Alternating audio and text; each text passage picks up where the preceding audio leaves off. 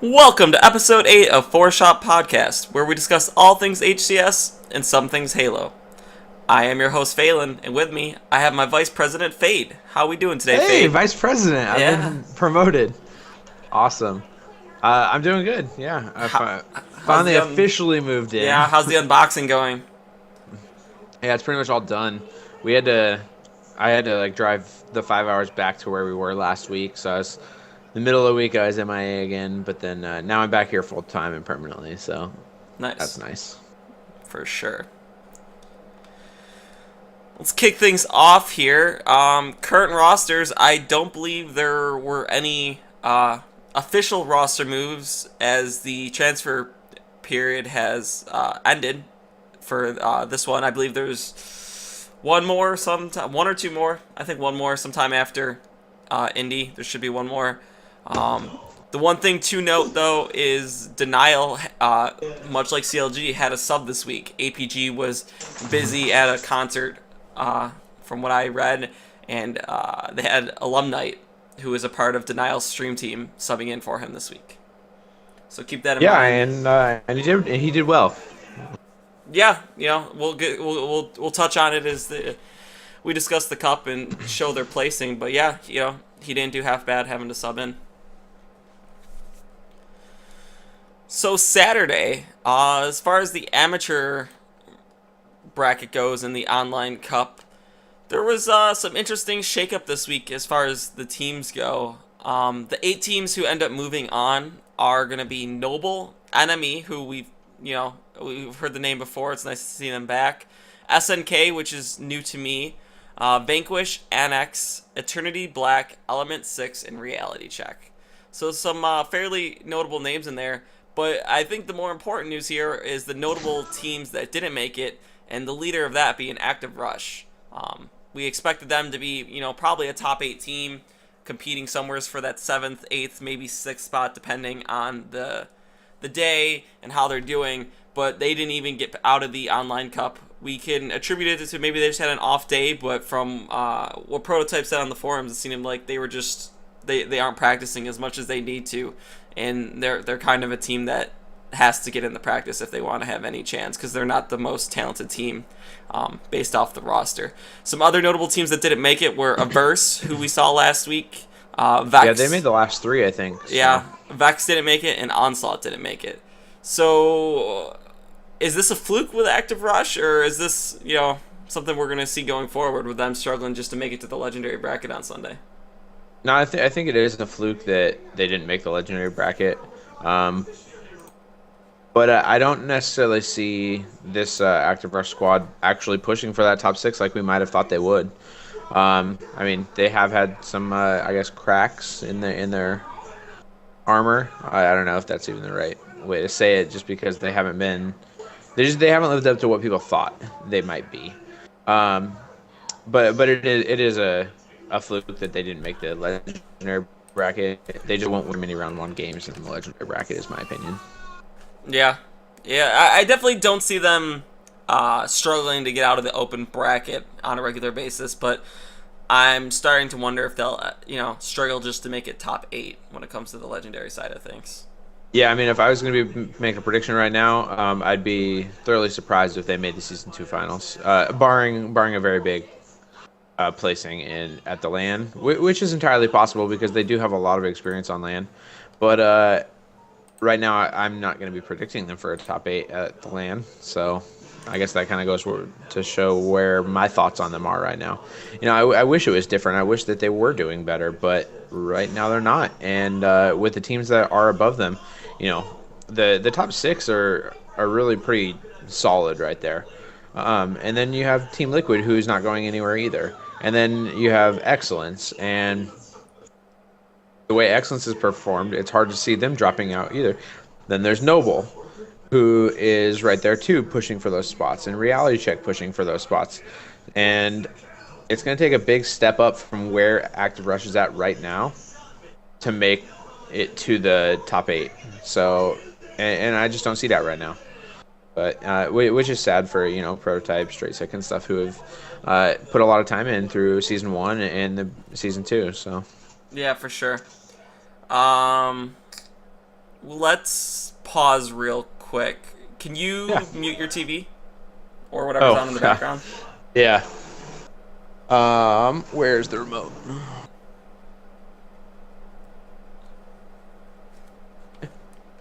Is it real bad? Or was it real bad? It was noticeable enough. Okay. I apologize for that. That's all good. So then let's move on to Sunday's legendary brackets. Let's see here. Did you get a chance to watch any matches on Sunday? I did. I did get to see. I saw a decent amount.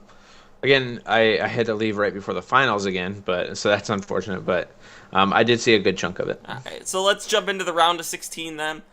Some of the notable games, Noble versus Liquid. This was one I wanted to see because it's a good way to see how Noble is going to stack up against one of the more higher ranked squads in Liquid. And Liquid ends up winning 3-1. It's about what I expected. I was even a little surprised that they even dropped a game to Noble. But, props to them with Contra on the team. They're starting to they're trying to make moves and trying to get themselves better, but they do end up losing 3-1 to Liquid. Excellence versus Reality Check, another one I like to see because it's a good check on where Reality Check is and where Excellence is. And as expected, Excellence 3-0'd Reality Check.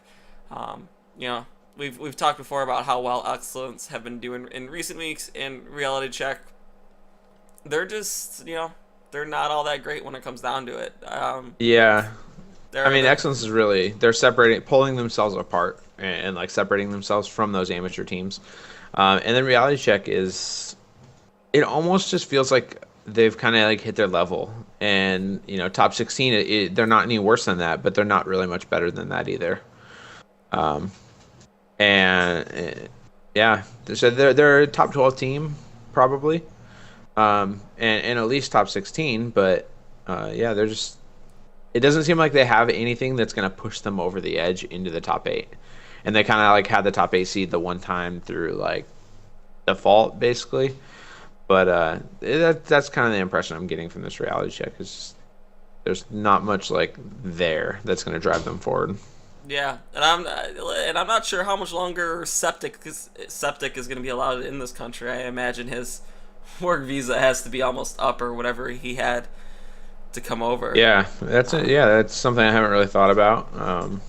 But as a that's a good, interesting actually. Yeah, so we'll have to see going forward. They didn't make any changes during the transfer period, so maybe they like their team and they need to get some more practice in. We'll have to see what happens going forward.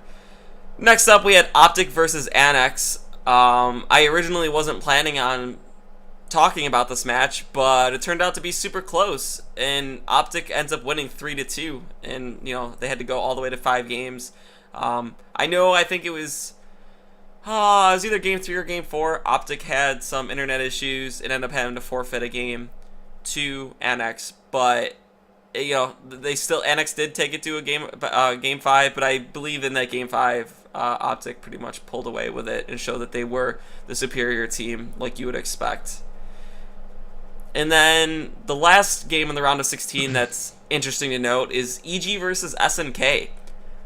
EG ends up winning 3-2. The top seeded team is struggling against what would have been the 16 seeded team, and a team that no one really had ever heard of before. I know in game 4, SNK had some internet issues, or not SNK, EG had internet issues, which caused them to forfeit a game to SNK. And as soon as Roy he legged out of the game, and they restarted it, he legged out again, and this time, because of the rule set, SNK has to let the game run, and I don't believe they have to let it run. They don't have to, but they can choose. I think they chose to. They can choose. Yeah, they chose to take the win. Yeah, and they take the win. As soon as the Roy legged out, he grabbed all his crap and went to Lunchbox's house to a different internet connection where it seemed to be fine the rest of the night. But needless to say, the series did go 3-2, which it was close for EG. I'm not sure what happened. Even there. game 5 was I think it was an 8-kill game on Shrine, but it was like real close. It was like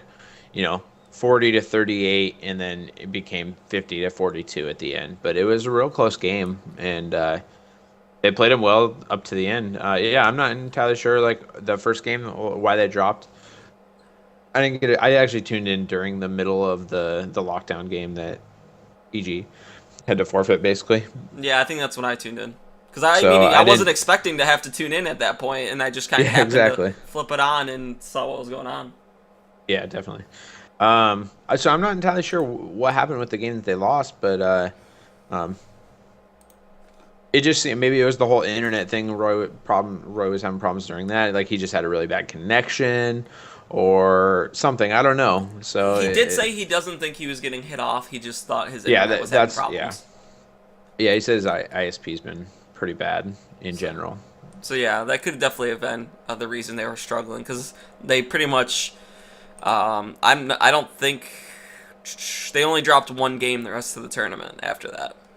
Yeah. So moving into the round of 8, then we have some good matchups going on with. Let's kick things off with Winter Fox versus CLG. CLG is still down in Ogre 2 with Clutch subbing in, and in this case, Winter Fox just kind of out muscles them with having their four normal players on the team and ends up winning 3-1. Yeah, and I think Winter Fox is at this point is just a better team, whether Ogre 2 is there or not.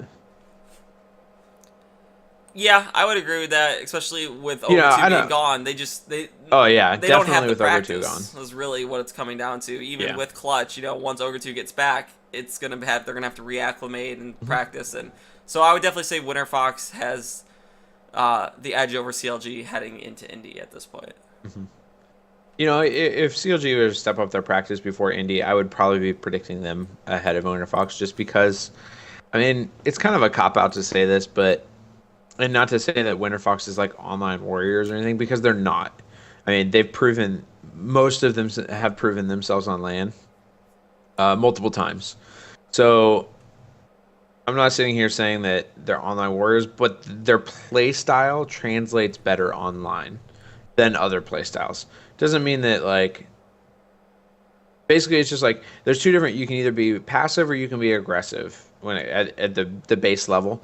Aggressive is gonna be you're gonna have an advantage online that you wouldn't on land basically you just get extra health online is what it comes down to when you're aggressive or in general you get extra health, so by being aggressive you get a little bit of an advantage if that makes any sense. So basically I'm just saying that their placings are probably very marginally higher online than it is on land, and I still think that the CLG roster with practice is a contender for minimum top 3, um, and can challenge for the title with practice. So it really depends on if they're going to practice or not. If they do, I would probably predict them over Winter Fox. But if they don't, then I would easily predict Winter Fox because they are a team that practices. Yeah, I feel like that's the kind of a big theme going on right now is there's a lot of teams outside of like EG and Denial who could potentially break in the top 3, if not the top 2, if they just practice. And it doesn't look like a lot of those teams are putting in the practice that they could to try to be there. I don't know if it's, the money's not enough of an incentive, if they don't Cloud9. take the game serious enough. I'm not sure what the issue is with a lot of these teams, but hopefully it changes when we hit to Halo 5 at least, and people take it a little bit more seriously. But yeah, Yeah, it'd be nice if like the entire motivation for the pro players wasn't just money, and it was actually that they liked the game. And I hope that they do end up liking Halo 5 because that creates a better community and pro environment and stuff. It's awesome if there's money there because it will drive interest and everything. But I hope that they like the game because that's when you see them having the most fun. Halo 2, Halo 3 days. So, yeah. I mean, I can feel for the pros a little bit right now. oh, absolutely. It's got to be tough to put your heart into a game that doesn't always work, and even when it does work, the company who makes it may then break it again. So, Yeah. I can I understand try, why the passion might not be there, but, we have to hope that going forward to Halo 5, it rekindles something. yeah, I mean, I fully agree. I mean, it's hard to stay passionate about a game or a franchise when you have been let down very hard, like the last couple of titles. So For sure. I don't blame them, but hopefully things can change with Halo 5. You know, the money will be a motivator, but hopefully the game itself is a motivator as well. Yeah, we can only hope. Moving on, EG versus Team Liquid. This was another one I was excited to see, but EG ends up 3-0 in them and pretty much just spanked them, and that was the end of that. So, I can't wait for Indy to actually happen so we can kind of get a real sense of Team Liquid. Some other teams too, for sure, but I want to see a team that, there's a losers bracket. They get to play some other teams. They're not going to just lose to EG on a weekly basis, even though I believe they're now going to be the 7th seed going forward, so hopefully they can avoid Evil Geniuses, but I mean, you're going to run into denial, so it's not like you're avoiding that much. But, it's going to be interesting to see them actually mix up with some teams Yeah. around their skill level. Definitely. And they're I put them in the same bracket as well. I mean, similar to like CLG. I mean, they're different than CLG because they actually do practice, and they have the potential to break in. But I don't necessarily see. I don't think that their roster is equivalent to EG's or Denials. I don't. I just don't think that they're at that same level. But they have the opportunity to place in that level because other teams aren't practicing, and it does come down to one timely upset and things like that, which can happen with any of these top 8 teams. So, Yeah. but over a large sample size, I would say that they're slightly behind like those teams in the 3 to 6, 7 range. Yeah, that's right about. Yeah, that's kind of where about I'm thinking they're gonna be. Like I said, we're not. I feel like they're one of those teams that we haven't had, and they haven't been around that long, but we haven't had a chance to Well, I really mean, get a sense of and we what Team haven't seen Liquid them is. on. Yeah, we haven't seen them on land either. So it's like we could talk until we're blue, uh, but it still isn't the same as on land. And teams perform differently on land. You know, whether it's the fact that it's not online or just the pressure of being in a competition and the different like procedures that you have to go through with it. You know, multiple days playing long like highly focused games in a row. Um, it taxes people differently, and teams some teams typically step up and some don't. So I mean, it'll be interesting to see exactly what this Team Liquid is at Indianapolis. Yeah, and I think a lot of what the team comes down to is not getting down on themselves. And I hate talking bad about professional players, but I just do not understand how anyone could team with Spartan the Dog. I just week after week watching Team Liquid play and watching how negative he gets, how he never will apologize or say he did anything wrong. He's always the first one to jump on his teammates for doing something wrong. Um, I don't know. It amazes me that. Yeah, I've seen a lot of pro players lately just be very whiny in general. You know, whether it's Spartan the Dog or like Nated was that way against EG like per quite a bit.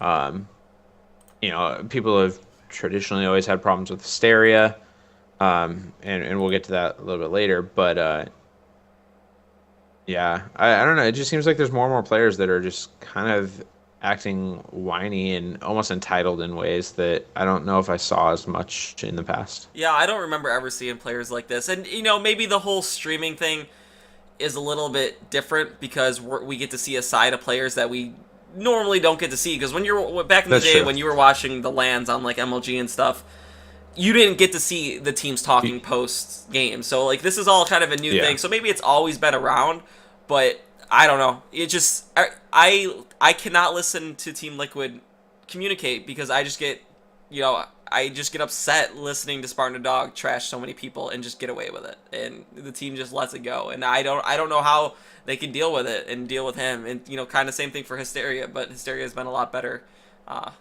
recently. So. hmm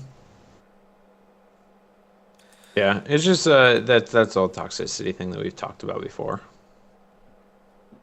For sure.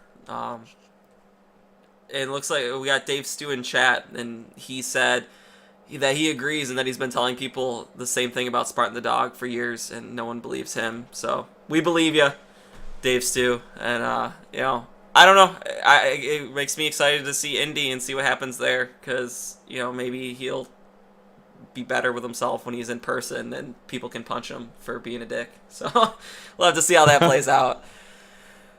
Yeah, I wouldn't go quite that far. I mean, so you may brought up a good point about the whole streaming, and there was like the whole after game, like being whatever. Oh, we should have done this, or we should have done that, or you did this, and it's your fault type of deal. That's something that's pretty much always been around, at least with the team that Dynasty and stuff. I saw that after games. That always happened. But there's a difference between doing it in game and doing it out of game, and then a difference between communicating it and not accepting any responsibility at all. It's one thing to be like, oh, I think you did this, and then if all the other teammates are like, no, you probably should have done this way, and you're like, okay, maybe you're all three of you guys are right, but if you're just if you're insistent that you're right and everyone else is wrong, that's something that I haven't necessarily always seen. So yeah, I've never. You brought up a good point about not always. You don't get to see that side of the game as much in the past as you do now. Yeah, I mean, I've never once seen Spartan the Dog take any sort of punishment for anything he's done wrong, or fess up to him not being the best player or anything like that, or making mistakes. I've never once seen him be like, yeah guys, that was my bad. And I can't even count in one game on both hands how many times you'll hear him just be like, guys, I need help. Oh, oh my god, guys. Oh. And then he just gets pissed off because he's out of position and the team's not helping him, and so begins Yeah, that in general. We talked about it the other day, but I want to touch about it later on in the podcast, and we can get back to that. But the whole communication in game, and I'll reference Tiberius Audley and stuff on the forums. He made some posts about it that I thought were pretty accurate and everything. And so we can get into that later. But yeah, that's something I'd like to address. For sure. Let's move on then. Enough talking about Spartan the Dog and his complaining. Denial versus Excellence. An awesome match to watch in the round of 8. Denial ends up squeaking it out 3-2. There was no internet problems here. It was a straight up best of 5. Denial is down APG with Alumni subbing, which we mentioned earlier. So Denial isn't at their full strength, which could be why Excellence pulled out an extra win against them compared to last time, where they ended up losing 3-1. But super close game, and it was an awesome series to watch with Denial pulling out 3-2. Yeah, it was. I got a chance to watch some of this one, and I think Excellence is just really. I mean, I said it earlier, but they're separating themselves from a lot of the amateur teams and solidifying themselves as one of the top teams. They haven't quite been able to upset anybody. I mean, they beat Optic, I think it was, in Consolation the other week. But they haven't. They're basically a team right now that they haven't upset anybody, but they haven't been upset by anybody. And I think that's going to change. I think you'll see them beat one of these teams in the next couple of weeks. They're so close, and they're getting better. The game types are generally getting closer. They're not getting blown out as much in the games they lose. They're still holding their own and winning some of the games. So they're getting close, and it's only a matter of time before they get one of those upsets and finish with a top 4 or top 4 finish in one of these online cups. Yeah, I agree. It's just a matter of time, and they're another team that I'm excited for Indy to see what potential they could have, and that's going to be a good showing of where they actually stack up against some of these teams. Mm-hmm. Last game in the round of 8 was Optic versus C9.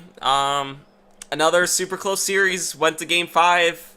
Optic ends up squeaking it out 3-2 against Cloud9. I was a little... Well, I mean, I can't say that I'm shocked by the outcome with C9 not practicing at all, but I don't know that Optic is practicing anymore, so I guess I am a little shocked that Optic beat them, but with neither teams practicing, it kind of could go to a flip of a coin. And if the Yeah, series goes 3-2, it kind of shows it was, more or less a flip of a coin. yeah, definitely. And Optic has been stepping it up lately. They've had a couple of good finishes in the last couple cups. So I'm hesitant to say that they don't deserve it because they've proven that they deserve these placings recently. I mean, and as you see when we get to it, but the final standings or whatever, or the current standings, they've actually overtaken CLG in the rankings and are now going to be the number 5 seed for the next event. So, I mean, I'm not willing to say that Optic doesn't deserve this at all. And I think they are elevating themselves a little bit. Originally we'd talked about how maybe they were going to be the team that was going to drop out of the top 8, potentially. Excellence coming in, Noble staying, and Optic drops out or drops down to the number 8 seed or something like that. But that doesn't look to be the case. They look like a team that is figuring themselves out within Halo 2 Anniversary a little bit more. And if they put in the practice, could really be that status quo team that challenged for titles in Halo Reach. Yeah, I would. Okay, Xbox. Oh my gosh. Yeah, the Optic team in general. They if they're placing consistently, they definitely deserve it. I don't know if I've seen them practice any more than any other team, especially with how little everyone seems to be practicing. But props to them for No, doing whatever they've been doing to try to step up their game and starting to get some better finishings going on, especially heading into a yeah, LAN. I don't think that they've practiced as much. At least the core part of Optic hasn't practiced much. I see Maniac online quite a bit. I feel like streaming. Flamesword's been on a And bunch, but he's been playing Destiny. yeah. I mean, whatever. But Yeah. yeah, I don't know exactly how to address that part of it. It seems like Halo has become a secondary factor to Flamesword, and Flamesword is now just a pro streamer. Whether that's Destiny, Halo, Counter Strike. I don't even know if he plays Counter Strike or not, but whatever game it is, it seems like he's just making himself a personality for the internet, and that's taking a focus over his Halo career. So he might not be as worried about winning events as long as he's still doing well and is a pro and things like that and has the viewership numbers that he's accustomed to. And I don't know how terrible that is. I mean, I feel like Flamesword is one of those people that's embracing the organizations and the future of esports, and how people make money more than a lot of players are. So, I mean, it'd be nice if they practice more and challenge, because they could be a team that really competes for first. I feel like with practice, that's the big caveat. But I mean, I think they've been practicing apparently enough to be able to beat some of these teams and solidify themselves as a 4, 5, 6 team, and rather than the 6, 7, 8 side of the pro bracket. For sure. They're like I keep saying, it's going to be interesting to see Indy roll around and see how all this actually plays out on LAN, and we'll get a good feeling for what the finals are going to look like. Moving into the semifinals, then we have EG versus Winter Fox. EG ends up winning 3-1 over Winter Fox. It's about what I would expect. I would expect Winter Fox to at least get a game off of them. Yeah, this is the only game other than the first round that EG dropped was against Winter Fox. So, EG's a tough team, and there's not really much else to say about that. Yeah, and I guess for the first time, I got a prediction wrong. I predicted Winter Fox to win the event this time. And I think that Winter Fox was probably going to be, I mean, obviously it was probably the biggest challenge to EG in this event. Team Liquid didn't pose much of a challenge, and neither did Denial. And I think Denial not posing a challenge was largely due because APG wasn't there. But I mean, the EG, it looked like they were struggling early, against SNK. Yeah, it was SNK. Yeah. against SNK in the round one. But and the game, some of the game they 3-0'd Liquid, but some of the games were pretty close. So and it just felt like they grew throughout the online cup, which isn't a surprise. I mean, and it's not really a surprise that they won. I mean, EG's the number one team, and as long as they're playing together and like playing well, then they're probably not going to be beat. So, I mean, if a team was going to do it, I saw it being Winter Fox, but I don't know how likely it was ever going to be. Um, you know what I mean? Yeah, I like I said, there's not really much else to say. EG's Yeah, EG. They're exactly. I mean, yeah, it's like how until much can someone you beats say about them, it? they're the team to beat. And even then, they're still probably the team to beat. Yeah, I mean until someone starts beating them consistently, I guess. Yeah, exactly. The other game in the semifinals then was Denial versus Optic. Denial ends up winning this 3-1. Nothing really exciting going on here. Denial's clearly, even with Alumni, is probably a better roster than Optic because Denial still I believe they practice more than a lot of teams do. Yeah, So I mean, APG wasn't there, but like Hines is practicing all the time. I know that. Um, and I don't think Chig practices as much as the others, but he still practices quite a bit himself. Just not like with the streaming. Although I believe he did order some streaming equipment, he's been and if streaming, it, yeah. okay, he got it and it's streaming now. Yeah, Yeah, I so was watching him for for any Denial games. I was watching him on oh, okay, Sunday. So yeah, um, yeah. I mean, we say that like, oh, it's a huge downgrade not having APG, and it is because I would probably say that APG is the best player on Denial. But Alumni's he's an experienced pro that's been around the circuit for a long time, and plays with these guys online all the time anyway. So he can step in and fill the shoes competently, and I think it shows that Optic, despite doing well and pushing themselves into the top 4, 5, 6 type teams, they're still some way off from being a top 2 team.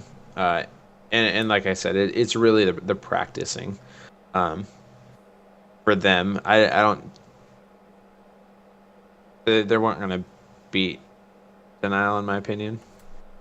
And especially not if APG was there. So. yeah, if APG was there, I would have expected it to be a 3-0. So Yeah. moving into the finals, EG versus Denial. Everyone gets hyped. Number 1 versus number 2, and it was pretty anticlimactic. EG wins 3-0. That is that. Yeah. Unfortunately, I didn't get to watch this at all. Like, were mean, these games close? I mean, they weren't blowouts, but they weren't nail biters. It was just EG so basically being just a little bit better than going Denial. through the motions, like keeping control of all the game types and just winning them. Yeah, like I said, with APG on the team, I expect the series to be a little bit closer and a little bit more exciting. But without him, EG pretty much showed their dominance, and that was that. Yeah. All right. So then, looking at the results for Online Cup 3, EG number 1, Denial 2. Winter Fox ends up beating Optic in the third, fourth match for taking third, Optic fourth. And then in the consolation, we have C9 and Liquid winning their matches for 5 and 6, and Excellence and CLG taking 7th and 8th, rounding out the top 8. Looking at and to note, Liquid in the consolation, Liquid beat CLG and Cloud9 beat Excellence. Yes. Looking at the standings, Evil Geniuses 975, Denial 700. Winter Fox is going to solidify that third spot with 435. Cloud9 400. Optic's going to jump up to 5th, as we mentioned, with 225. CLG is going to fall to 6th with 200. Liquid's going to take over 7th with 125. Excellence in 8th with 115. Noble in 9th with 105. And then I got Reality Check with 75 and 10th. Annex with 70 and 11th. And Active Rush 12th with 60. But that's just off of my score. I'm not sure if there's maybe some teams that might have missed that would be above them. Yeah. Averse might be there. I'm not sure what their points are. I haven't been keeping track of them the last few weeks, so I'd have to go back and add it up, but they might be. But Active Russia at 60, needless to say, is they're what we kind of mentioned earlier. They're going to need a good indie if they want to have any hopes of making the finals. Yeah. Well, the one thing I was going to mention earlier that I didn't, with Cloud9 and with Hysteria, we're talking about practicing and everything like that. And apparently, like, before the Cup, Hysteria is online and he's streaming and stuff, but he's streaming Counter-Strike.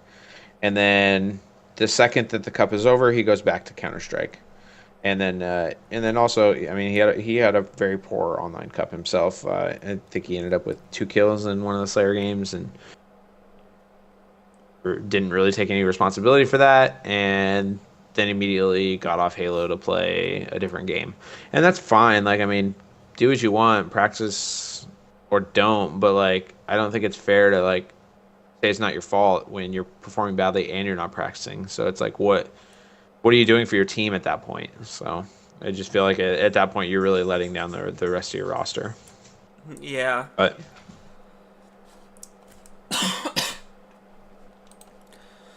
yeah, that was the one thing I wanted to say. Yeah, predictions.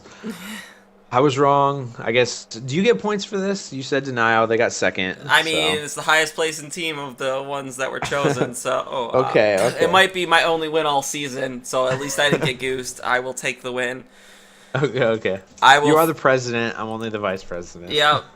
You still have the lead though, 2-1, and then I am now tied with 1 with the guest as well. We don't have a guest this week was Chroma, who's been in and out of the stream. Not today, he hasn't been in the stream, but provided us some questions for us and everything. So that was Chroma that was our guest pick this week. And Phade and guest chose Winter Fox, just so you guys know, and I chose Denial. So Winter Fox got 3rd, Denial got 2. 2 is higher than 3. Phelan wins. So. Moving on to then predictions for Online Cup 4. I think it's 4, right? Yes. That sounds right. What do you think? Because predicting first is getting, I don't know, mundane almost. So how about we give our top 3 prediction, and then you get a point if your number 3 is right, or whoever gets the most out of the top 3 correct. Wait, so like, how's that? If I go 1, 2, 3, I only get points if the team finishes in the spot I said, not if they finish top 3 in general. So if I say so and so gets 3rd and they finish 1st, do I not get points for that? I don't know. Dropping my controller. What do you think? I don't know. I just need to know because that's gonna change my decision. Oh, okay. Actually, it probably. Let's go with. We'll give a first, second, and third, and then for any that you get correct in the place, you get a point. So it has to be the right placing. Okay. Hopefully I don't get any. I chose Denial last week without realizing APG was going to be gone. It still worked in my favor, but it was. Yeah, it did. Hopefully there's no more surprises for me this week. Only Roy would have been hit off. I will go EG 1. Denial 2. Oh man, this is tough. I'm gonna go with a surprise here and go Optic 3. Ooh. I'm gonna. All right. Winter Fox seems to be up and down. So if the trend continues, they're gonna have a down week. Okay. Well, I'm going to go out on that huge branch as well and say that Evil Genius is going to get first. Let's see. Who do I think?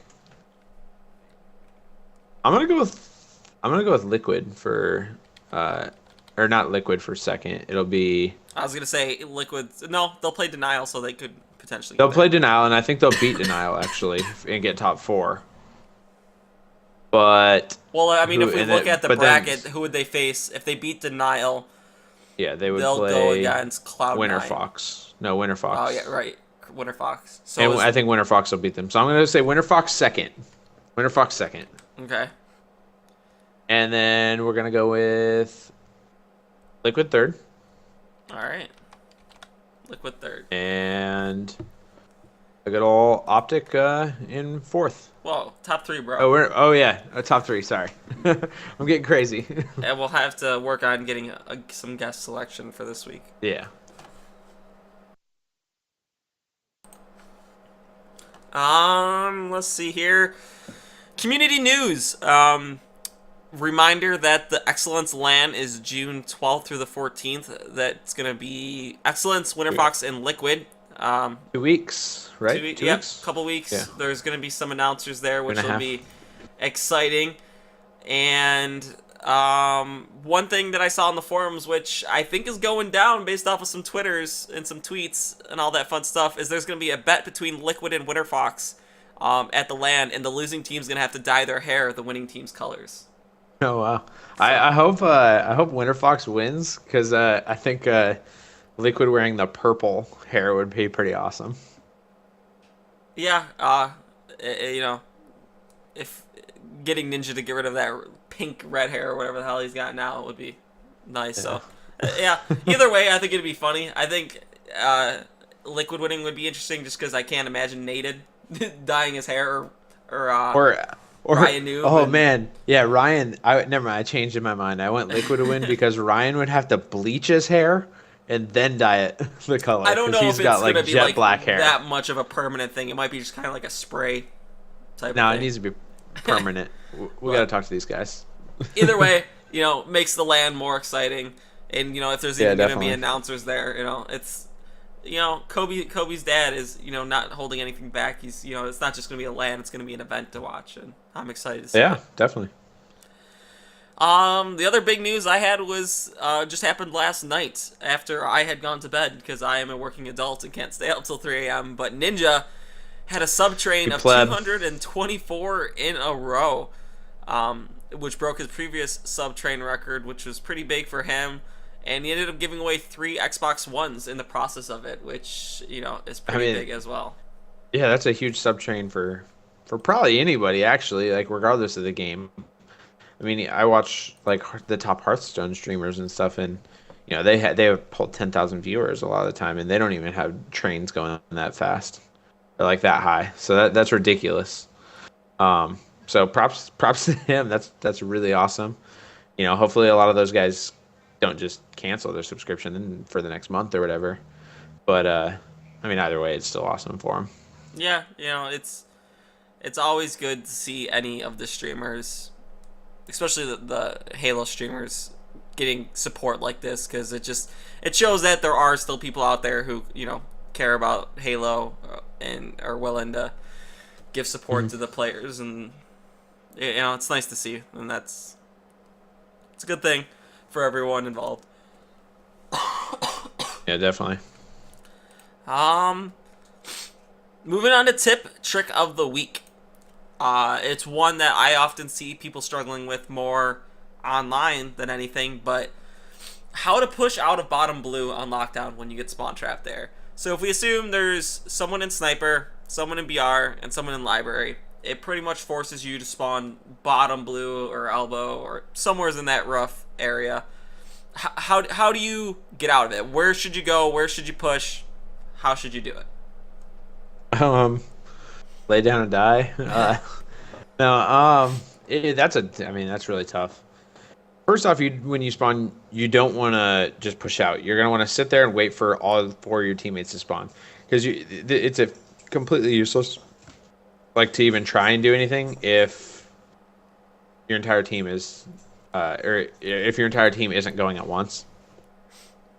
And then I think what you need to do is, oh man, it's tough, but I would say you want to have at least one person go elbow, and then one person start pushing bottom mid, and then the person pushing bottom mid can try and throw some nades up towards the open ramp to maybe weaken somebody, make them back down if they're on that part of the BR tower, as well as put a shot and draw the attention. Is the biggest part. Draw the attention of the person in the library, because they have the angle to see that he's doing that. If he can stay alive, great. He probably won't. He's probably going to die. But if he can push there and maybe weaken someone on BR tower and then pull the attention of the window, and then the person going elbow gets the attention of whoever's a snipe tower, they're probably going to die too. And then right when the attention's drawn, two people lift up. Then they can kind of potentially push across top mid. Again, this is all like, I mean, your success rate's going to be low no matter what you do, in my opinion.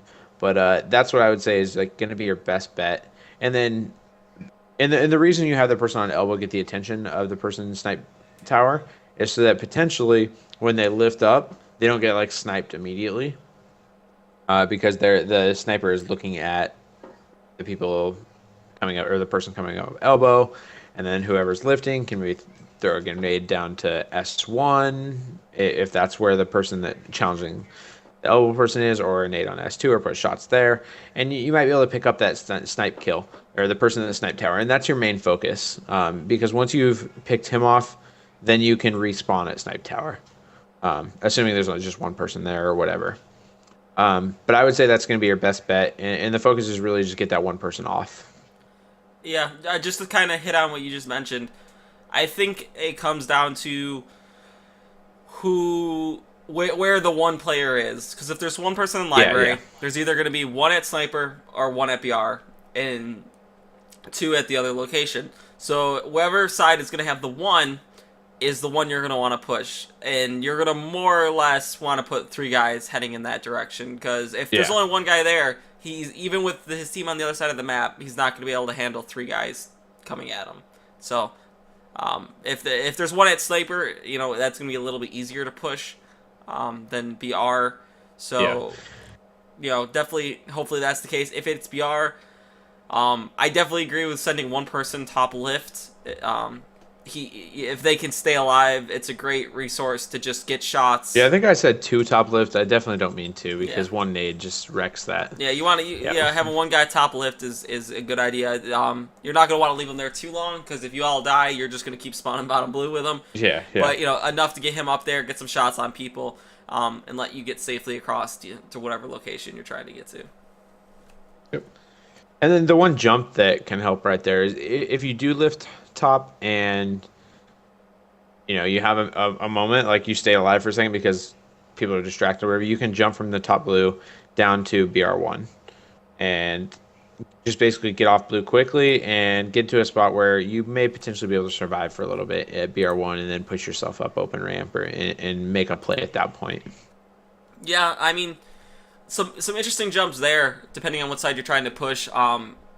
The ramp from bottom blue up into bottom mid, there's those ledges right on the outside where if you know how to do the jump correctly, you can jump to basically right into S1, or you can jump right into BR1. And, once you get on past or onto those ledges, you have cover from the opposite side. So if everyone's looking at bottom BR, expecting you to make that push across, and you can get off that ledge, you don't have to worry about getting shot from behind, and you can just focus on pushing forward. But that is assuming you can make that jump. I saw, I think, two people watching the tournaments this weekend mess up that jump and kill themselves. So they're not the easiest, but they're not that hard either. And watching the pros fail at them shows that maybe they're not putting in some of the practice that they should. Yeah. All right, moving on then. Our question of the week. On Warlord, is camo worth burning and dying, or should you stay alive and let the other team get it? Is it situational? Is there one? Should you always go with one here, or how do you feel about this?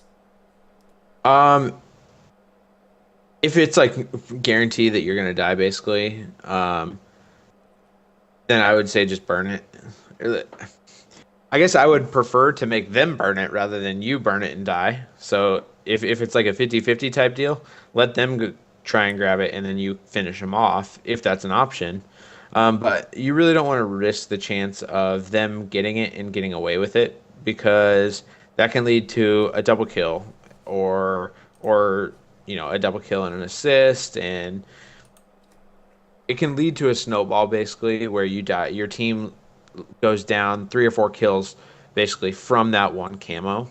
So I would say you just want to make sure that you burn it. It is my personal opinion. But it is dependent. It's situational. It's dependent. there's it's almost worthless to just get up there and kill yourself to get it. So if you have the option of, like you can see the person grabbing it and put shots on them and then relay that to teammates, there's a good chance that they're not going to get away. It's very hard if there's focus on the camo to get away with it successfully. Because the portals, people can just hop to the other side of the map and you can't really run. So if your only option is to burn it, basically, I would do that. And you don't want to let people get away with it easily, but I don't think a lot of the time that it's very easy to get away with, if that makes any sense. So what if we say this? Okay.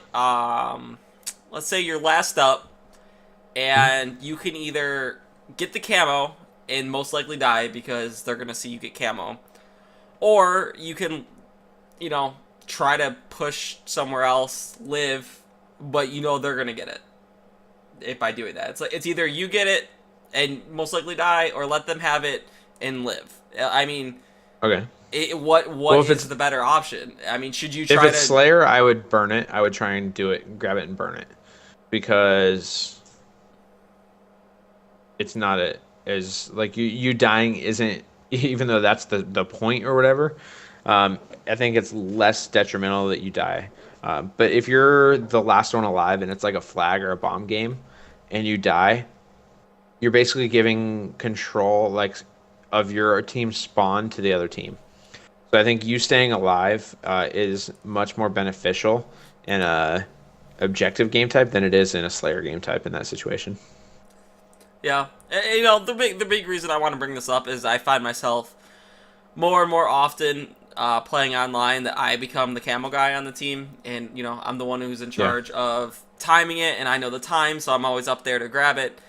And I find myself in these situations often enough where I'm last one up. What should I do? And it's I can't say I've always made the right decision, but Yeah. as much as I can, I try to keep it out of their hands. I don't No, like and it's getting the good. team to get it, and whether it's me burning it or not, I will always push for it and get it. And like I said, I would rather die and give them a kill than let them have that roaming around with a shotgun and potentially No, letting and them die. I generally agree with you there. I think they're obviously, like we said, situational, but in certain objective game types, you're going to want to be careful with that, because if you do let them kill you and go four down, then you put your entire team in a very dangerous situation coming off spawn. Yeah, yeah, I would have to say with that, like if you're in any sort of objective game and they're pushing the objective and or getting your scoring or at any sort of position like that, you're gonna wanna stop that over getting the camo. So Looks like people are calling you the camel guy now yeah, in chat. maybe I said camel accidentally instead of camo, but everyone's just jealous of my humps, I guess. Yeah, you got plenty of room to put the team on your back. Oh, I've been backpacking hard. EXO, who's in chat, can contest to that. All right. So, I mean, I think that was a good discussion on that. But I guess we'll move into the closing then, if unless you have something else you want to talk about. No, absolutely. I mean, just thank everyone for that stopping in the stream today. Dave Stew and EXO again, obviously. Patio War Wagons here. I think we had Blevins that was here earlier and everything. So shout out to you guys and thank you for listening. We do appreciate it. Go ahead and give us messages on Twitter or on YouTube on the VODs. With questions that you want us to talk about, because this isn't just a podcast for us. This is a podcast for you guys. So tweet us. I'm Phade. It's there on the screen. You got Phelan there too. And let us know what you think. What questions you want us to talk about. Yeah, I'm Phelan, Fail 3 on Twitter, Twitch, all that fun stuff. Like Faye said, please, email us. We'd love to hear from you, whether it's, comments, questions, discussion topics, whatever. Even if you want to tell me you hate me, I don't care. Shoot us an email. We like to read those things. With that, email is 4shotpodcast@gmail.com. That's 4 is in the number 4 at gmail.com. We'd love to hear from you guys. I hope you enjoyed the show, and thanks for stopping by, everyone in chat and chatting. It's always nice to see chat talking and lively. A little bit shorter show this week compared to most, but it was kind of a very generic week. There wasn't a lot of surprises and not a lot going on, so we'll probably have a little bit longer podcasts in the near weeks, especially probably after the LAN and then Oh yeah, Indy. definitely. So if you want to, I'm going to try to get into streaming a little more. If I play, Halo fairly often throughout the week. So if you want to meet me on Xbox Live, my gamer tag is Phelan, except with the PH instead of an F. So it's PHAIL3N. Send me a friend request on there. Yeah, mine is the Phade, and I'm actually going to be streaming soon too. So, and that'll be Phade_HCS will be my Twitch. But the gamer tag is the Phade. I play Destiny and Halo. So come join me on one of those. It'll be fun. If you consider yourself a middle of the road player, hit up Phade. If you want to compete with some of the pros, feel free to hit me up instead. Yeah, just a coach. With that being We should said, do a one. We should do a 1v1. Because, oh my god, 1v1s hey, don't prove this coach anything. can ball. 1v1 Ricochet. Let's do this. All right, deal. All right. With that being said, thank you everyone for listening. Please tune in next week. Follow us on YouTube and iTunes and all that fun stuff. And have a good week, everyone. See ya. Bye.